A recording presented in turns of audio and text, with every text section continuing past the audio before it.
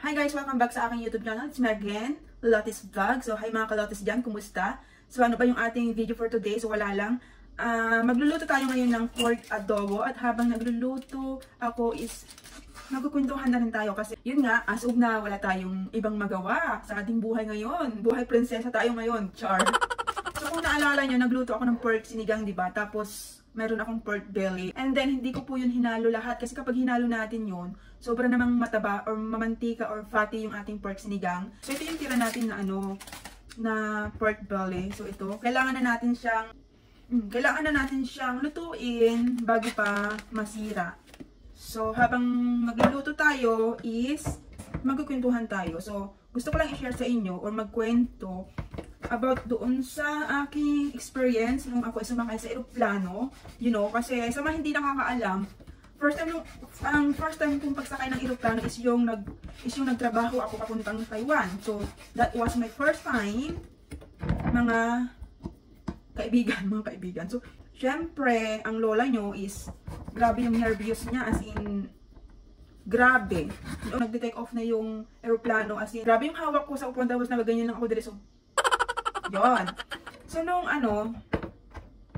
nung na-receive namin yung balita na na-approve na yung aking application papunta dito, ang unang iniisip ko is yung pagsakay sa eroplano kasi ang biyahe is more than 16 hours. So, yan yung pinakaunang experience ko na sumakay sa eroplano na sobrang haba ng biyahe. So, ang iniisip ko agad is yung paggamit ng CR sa eroplano kasi nga hindi natin maiwasang hindi gumamit ng CR kasi mahaba yung biyahe. So, paano ako iihin ito? Ganon. Tapos, syempre, malikot yung aking imagination. Yung tipong nag-i-imagine ako, no, paano kaya kung nabutas tong yung part na kinauupuan ko, di syempre, iniisip ko mahuhulog ako doon. Yun na nga, nung pagsakay ko sa eroplano, syempre, nagdasal tayo ng sobrang tinding dasal. Sabi ko, Lord, ikaw na yung bahala sa akin, ganun. Tapos yun nga, nung nag-take off na yung airplane, naglagay lang ako ng airplug or airpod sa aking tenga. Habang papaakyat yung eroplano, yun yung hawak-hawak ko. And then, that time, hindi na ako humawak sa may upuan ko. Pumikit lang ako, sabay hawak doon sa airplug sa tenga ko. Tapos, unti-unti kong minulat yung aking mata habang lumilipad yung eroplano. And then, guys, na-surprise ako kasi hindi man lang ako nakaramdam ng kaba habang lumilipad yung eroplano. Yun. So, na-surprise ako. Parang nawala yung aking kaba. So, yun. Naging panatag yung aking loob habang lumilipad na yung eroplano, no? Tapos, ito na nga. Dumating na yung time na kailangan ko nang gumamit ng CR kasi na-jingle na ako, na iihin ako. So, no choice ako. Pumasok ako sa CR ng eroplano. And then, surprise din ako kasi hindi man lang din ako nakaramdam ng kaba nung ginamit ko yung CR.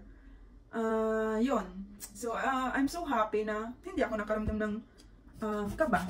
So, ayun. It's just a normal lang pala. And then, ayun. Nung na pala, ang sinakyan kong airplane is mali. Maliit lang yung sinakyan kong yung airplane papuntang Korea, Philippines to Korea. Dumating na kami doon, naglanding na kami. Mag-transfer kami ng malaking airplane papunta naman sa Atlanta Airport. So yun na nga guys. And that time, nasa ako, ang aking upuan noon papuntang Korea is nasa dulo, pinaka-dulo-dulo. So katabi ko yung CR. So kapag nasa dulo ka pala guys, kapag naglalanding na yung malapit na maglanding yung airplane, grabe yung turbulence na mararamdaman mo. As in, para kang nasa bus, ganyan. Gumaganyan ako. Siguro na before 1 hour na maglanding kami, ganun yung aeroplano na sinasakyan ko, ganyan siya.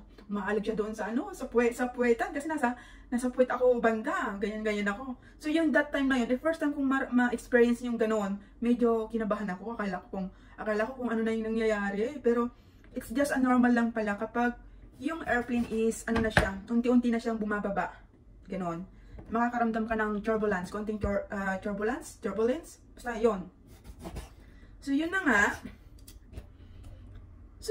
And then nung pagdating ko ng ng Korea, nag-transfer na kami sa sa malaking airplane, papunta dito sa Atlanta, sa airport Atlanta, sa Georgia. Ano lang din ako, super cool lang din ako. So ayun, yun yung naging experience ko. Kumbaga, ang masasabi ko lang, lalo na dun sa mga first timer na na sasakay sa aeroplano, kasi alam ko hindi lang ako yung nakakaramdam ng ganito, yung natatakot sila sumakay ng aeroplano, ganun. Wag kayong matakot kasi hindi naman talaga nakakatakot. Kumbaga, wag kayong masyadong mag-isip. Wag masyadong malikot ang inyong imagination at pag lalanding din tayo na safe. So anyway guys, ayan. Tapos ko nang nahiwa itong ating pork belly para sa ating adobo. Ayan. And then, ito yung ating sitaw. Hahaluan natin ng sitaw siguro. Kasi ito yung tira ko pa nung nag-pork sinigang ako. So sayang naman kung hindi natin siya lulutuin. So para hindi masayang, haluan natin yung pork adobo ng sitaw. So yun na nga. Itabi muna natin yan. Maghugas tayo. Yung aking naramdaman. Akala ko talaga mauulit yung naramdaman ko noong pumunta ako ng Taiwan. Kahit nung umuwi ako sa Philippines, tapos yung nagbakasyon, same yung naramdaman ko, na nervous pa rin talaga ako, and then humahawak talaga ako sa upuan, at talagang ganyan lang ako. Tapos kumakanta ako ng ganyan.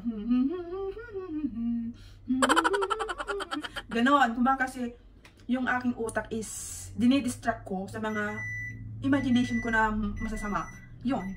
So, naluto na yung rice natin. Nagsaing din kasi ako. And then, slice muna natin to. So, ito na yung ating sitaw. Medyo marami din siya. Ayan, oh. Natin ng maliit na luya.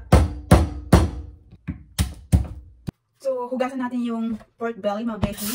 Ayan, para mahugasan siya. Para hindi siya marumi at hindi siya mga mood baboy. Ayan, hugasan natin ng ganyan. Okay na yan. Ganyan lang. So, ayun na nga. Mag-uumpisa na tayong magluto ng pork adobo na may kasamang sitaw. So, welcome sa panlasang lot-lot. Sure. So, una, syempre, kailangan natin ng kawali. Ilagay natin dito. Tapos, i-turn on natin yung kalan. So, ayan. Yun na nga, painitin muna natin yung frying pan. Syempre, kapag mainit na yung kawali, ilalagay na natin yung cooking oil. So, okay na yan. And then, tapos, ilagay na yung bawang. So, let's add the garlic. Ayan. Add the pork belly. Ilagay na natin yung pork belly sa kawali. Tapos, haluin natin ng ganyan. Ang bango.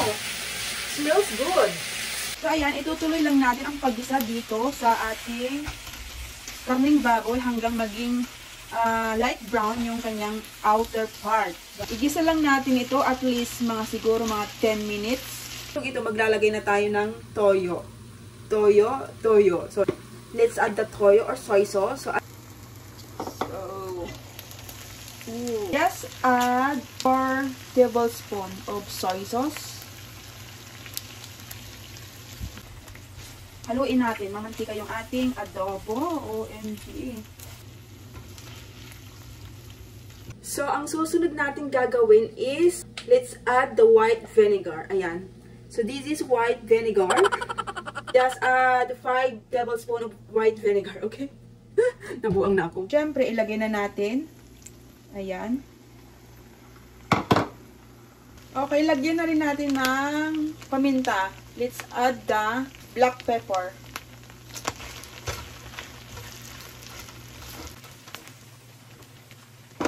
Purong pork belly yung ating nilagay. So, sobrang mamantika talaga yan. So, let's add some water. Ayan. So, ngayon naman, takpan natin yung kawali. Or in English, let's cover the frying pan and continue to boil for maybe 30 minutes. Yeah. So, ayan, pumuputok-putok na yung ating pork adobo kasi nga pork belly yung ating ginamit. Pure na pork belly. So, and now, the pork belly starts explode like boom, boom. Tapos, yung kanyang yung kanyang apoy is dapat katamtamang init lamang. Hindi siya masyadong mainit para masarap yung ating adobo.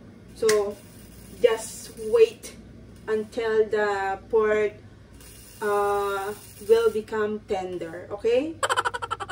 Will become tender. Tender juicy. Hotdog yan.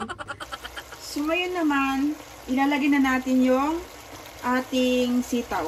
Ayan. So, at this time, let's add the string beans. Okay. And then, just mix it. Ayan. Haluin natin siya. Ituloy lang natin ang paghalo dito para masaya. And then, takpan natin siya ulit. Hintayin natin hanggang maluto yung ating sitaw.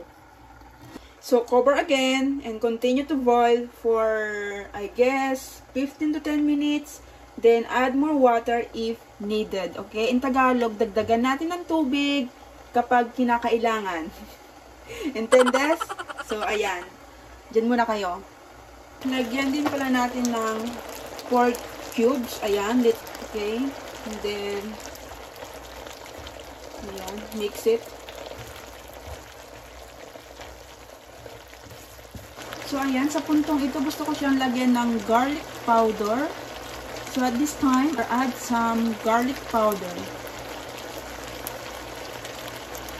Ayan. Para lalo siyang sumarap. Ayan. Budburan mo ng garlic ng ganyan. Yuhu!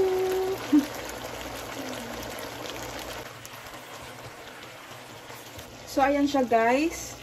Nag-uumpisa na siyang natutuyo. So, sa puntong ito, lalagyan natin ng red pepper crushed. Ayan.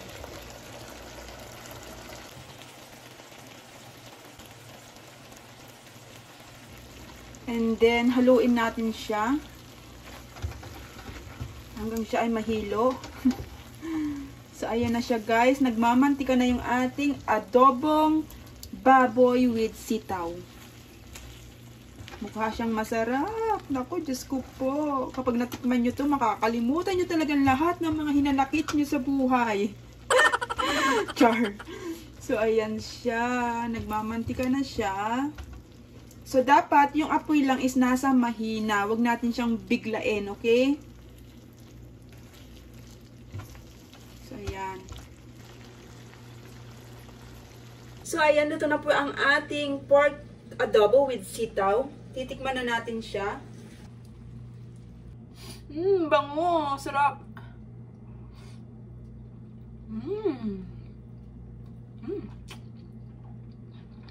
Sarap.